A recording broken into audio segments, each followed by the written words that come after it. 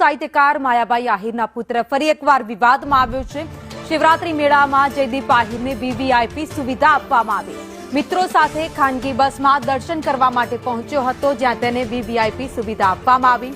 મેળામાં બસ સહિતના ખાનગી વાહનો પર પ્રતિબંધ મૂકવામાં આવ્યો છે। વધુ અપડેટ સાથે સંવાદદાતા કેતન ઓઝા અમારી સાથે જોડાઈ ગયા છે। કેતન, ફરી એકવાર માયાભાઈના દીકરા જે વિવાદમાં આવ્યો છે, ખાનગી બસ સાથે દર્શન કરવા માટે પહોંચ્યો હતો। ચોક્કસ ભાવિની કે જે રીતે જે માયા આહિરનો દીકરો છે જયરાજ આહિર, તેની પોતાની ખાનગી બસ હોય કે કયા પ્રકારની બસ હોય, પરંતુ ખાનગી બસમાં તે સ્પષ્ટ રીતે દેખાય છે કે તે ભવનાથ મંદિર મેળામાં પહોંચ્યો હતા। મોડી રાત્રે તે છે તે મેળામાં આવ્યા હોવાનું સ્પષ્ટ દેખાઈ રહ્યું છે। જૂના અખાડા પાસે તેમને પોતાની જે ગાડી, જે ખાનગી બસ છે તે લઈને આવ્યા હતા, તે દેખાય છે સ્પષ્ટ કે ત્યાં પાર્ક કરવામાં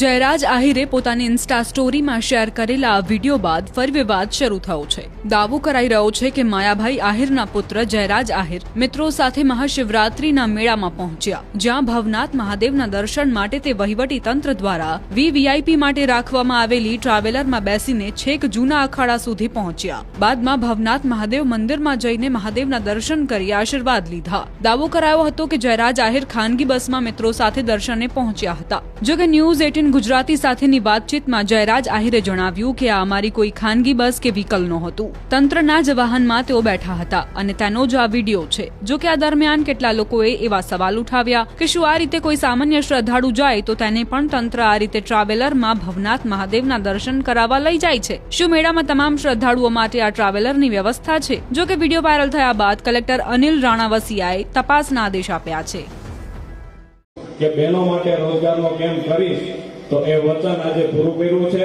એ વાતમાં મને આનંદ છે।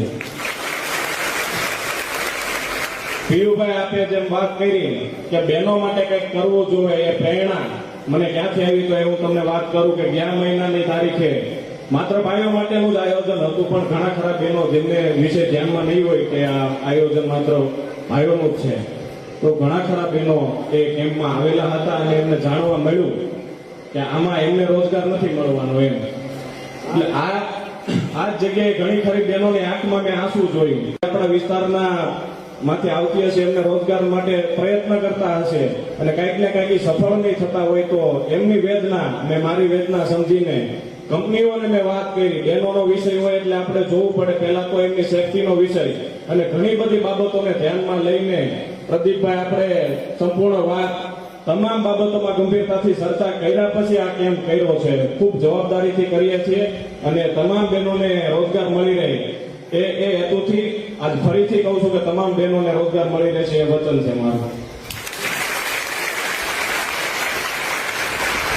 માયુભાઈ કહેતા આનંદ થશે કે અત્યાર સુધી તો માત્ર મારે એક બેનના આશીર્વાદ મળતા હતા ને હું મળવાના છે, એટલે ડબલ તાકાતથી સેવાકીય કામ કરતો રહેશ, એ પણ આજે વચન આપું છું। એટલે કોઈ ચિંતાનો વિષય નથી।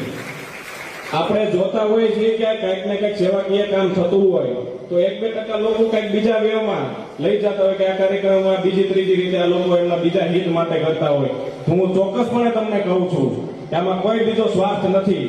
અને જે કંઈ અમે કરીએ છીએ છેવાડાના માણસો માટે સારું શું થઈ શકે એ જ હેતુને ધ્યાનમાં લઈને સમગ્ર કાર્યક્રમ કરતા હોય, અને જે કઈ બોલવાવાળાને જે બોલવું હોય, આવનારા સમયમાં જે વિરોધ કરતા છે એના દિલમાં પણ કઈ રીતે સ્થાન લઈ શકાય એ દિશામાં જ હંમેશા મારી કાર્ય પદ્ધતિ રહેશે। કારણ કે મામા હવે જેને આપણી કાર્ય પદ્ધતિ શું છે, આપણે શું છે, જે મને મળ્યા જ ન હોય એને તો હક જ હોય ને કે ભાઈ જે એને બોલવું હોય બોલે, પણ આપણે તો માત્ર આ જ કામ કરશું। જો એમને જવાબ દેવામાં રહી ગયા તો આ બધું કામ પડતું રહી જશે। એટલે એ કાંઈ મગજમાં લીધા વગર બહેનો માટે શું સારું થઈ શકે, છેવાડાના માણસો માટે સારું શું થઈ શકે, વંચિતો માટે સારું શું થઈ શકે, એ જ દિશામાં હર હંમેશા તમારો આ ભાઈ કામ કરતો રહેશે।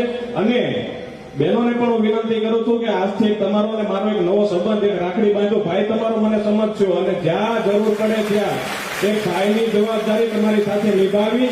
મને મારા બોલની કિંમત છે, આહિરનો દીકરો છું, બોલ્યા પછી નિભાવું છું તો જ બોલું છું, વિશેષ કઈ નથી કહેતો। આપ આવ્યા અને આપની જે કઈ મનોકામના લઈને આપ અહીંયા આવ્યા હો એ માતાજી પરિપૂર્ણ કરે. આપ સૌનો આભાર. જય માતાજી.